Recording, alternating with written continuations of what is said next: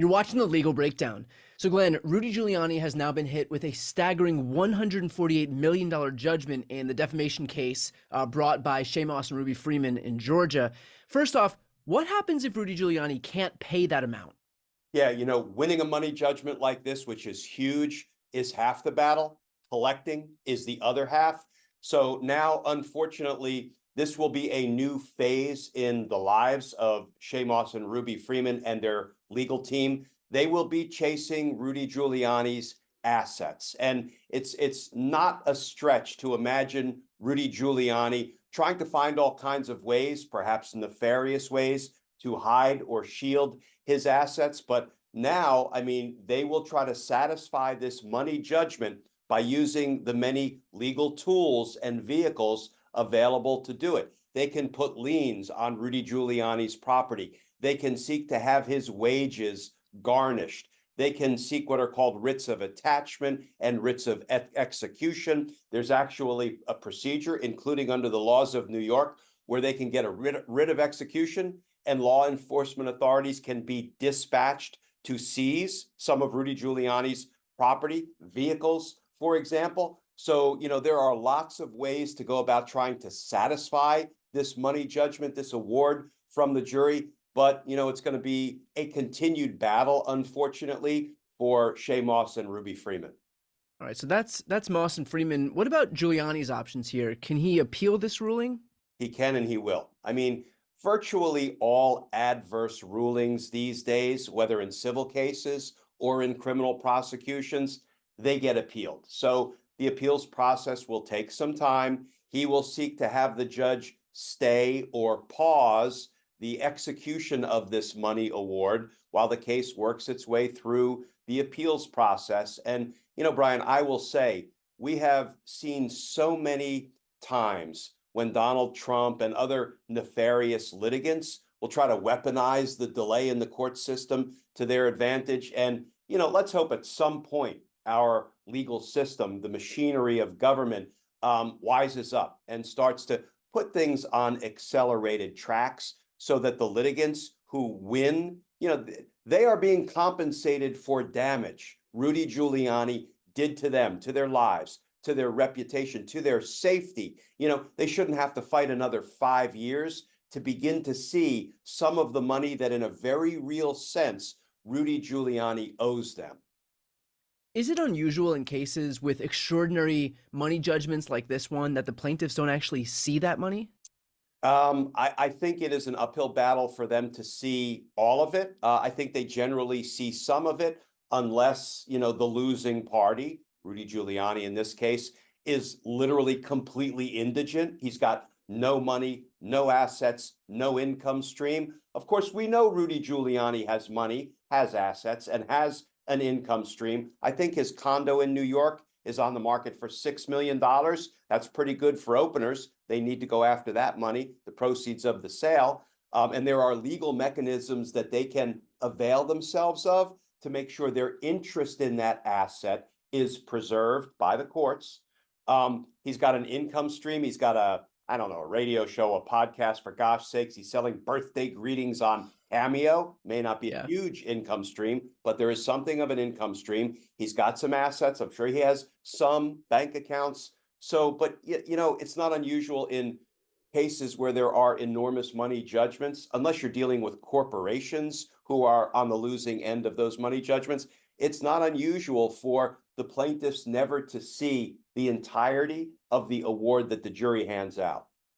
Now, if Giuliani declares bankruptcy, which he may very well do in the aftermath of this sum, how does that impact what he owes to Shamos and Ruby Freeman? Well, he still owes it all. And let me throw a caveat out there. I am not a bankruptcy expert. I didn't spend one day of my legal career practicing in the field of bankruptcy law, and it is a very complicated law and set of sort of rules and procedures.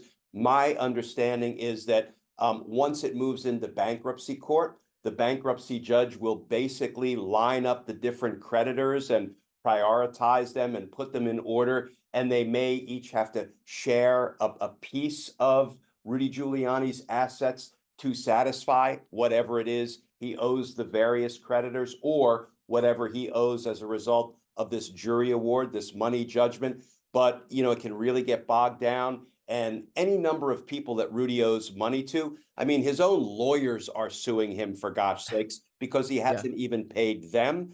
Whatever, and I think he's more than $500,000 in arrears to the IRS, and the feds kind of like their tax dollars, so they're going to go after that. The unfortunate truth is lots of these creditors will never be made whole because Rudy has sort of spread around his nefarious conduct. Let's say Giuliani does declare bankruptcy. Is there a world in which he could ever be wealthy again, given this ruling that was handed down? Is there any way for him to start over, or will this ruling hang above his head for the rest of his life? He will spend the rest of his days penniless. You can bet on that. Okay. All right. Can you speak to the fact that Trump's 2020 election lies and the people who've peddled them have now cost Fox News $787.5 million and Rudy Giuliani $148 million, and that's just the beginning. It is just the beginning, one after another after another.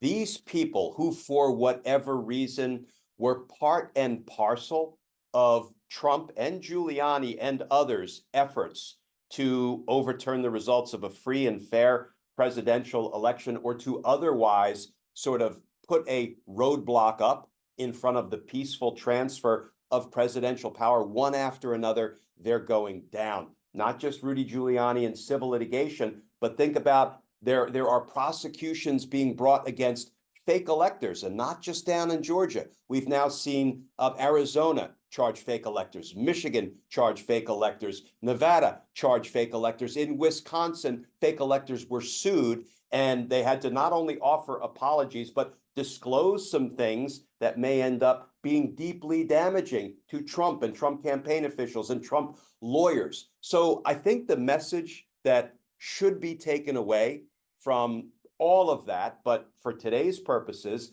from the $75 million chunk of that jury award, which represents punitive damages, that means punishing Rudy Giuliani and deterring those of his ilk from lying about, endangering, defaming our nation's election workers.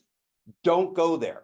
Don't go there, because you will have huge money judgments potentially entered against you. You will be prosecuted in state court. At some point, I would sure like to see our federal government begin to prosecute anybody for their complicity with Donald Trump, because thus far the feds have gone after only one person. Yes, the biggest, criminal fish, the big orange blowfish himself, Donald Trump. But it would sure be nice if the feds started to flex the rule of law a little bit and charge some of these other people that, for example, the states are now charging, like the fake electors. And I don't mean to go off on the Department of Justice, but I think we continue to wait to, see the rule of law prodded into wakefulness by DOJ. But I think, going back to the original point, there are lots and lots and lots of danger zones we now see, for people who choose to basically engage in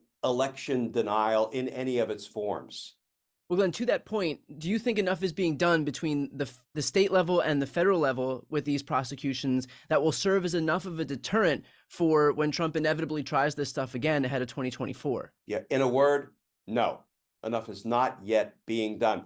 Think about it. We only have one person indicted federally, and yet in that federal indictment against Donald Trump in Washington, D.C., there are 6 other co-conspirators who are not yet named, who are not yet charged. They're identified by the substance of the information that Jack Smith included in that indictment. But there is no way enough is being done, because, for openers, how about indicting all of those co-defendants, co-conspirators, criminal associates that Jack Smith has identified, that Jack Smith has enough evidence to charge? Because if he didn't, he wouldn't have put them in that original indictment as unindicted co-conspirators. So enough is not being done. But Brian, I am the eternal optimist. I do think we're going to get there. I think we're going to see more indictments, certainly federally. We may see more indictments in more states. And if we keep pushing and we keep, dedicating ourselves to holding everybody accountable who has criminal responsibility for, the 2020 attacks against our democracy, then I think the deterrent value will build, and maybe ultimately it will be enough to deter this kind of conduct in the future. And with that said, I think anybody watching right now, if you had asked us a few years ago whether we would see Donald Trump contending with 91 criminal charges in 4 different jurisdictions, nobody would have expected that to happen. But if everybody does keep this pressure on, eventually we are seeing these people held accountable for their actions. And now that kind of the dam has broken, hopefully we see that happen a lot more easily if this stuff happens again heading into 2024. So with that said, as far as Giuliani is concerned, we'll stay on top of this if we have any updates. If you want to follow along, please make sure to subscribe. The links are right here on the screen. I'm Brian Tyler Cohen. And I'm Glenn Kirshner. You're watching The Legal Breakdown.